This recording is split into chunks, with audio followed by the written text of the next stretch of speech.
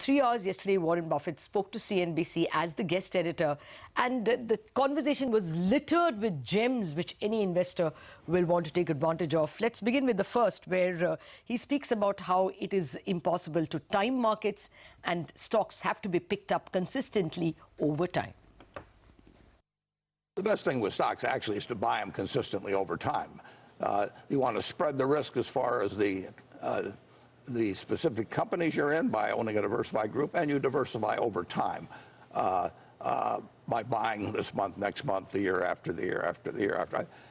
But you're making a terrible mistake if you stay out of a game that you think is going to be very good over time because you think you can pick a better time to enter it. Although you have had times where you thought stocks were incredibly cheap, like in 2008, 2009, when you talked about that, even on our program. You've thought that there were times that stocks were greatly overvalued, where you've said, forget it, don't do it. Are we near an inflection point right now, as best as you can tell? I don't think you can time it, and we are not in a bubble territory or anything of the sort. Now, if interest rates were 7 or 8%, then these prices would look exceptionally high. But you have to measure. You measure everything against interest rates, basically. And interest rates act like gravity on valuation. So when interest rates were 15% in 1982, they pulled down the value of any asset. So what's the sense of buying a farm on a 4% yield basis if you can get 15% in governments?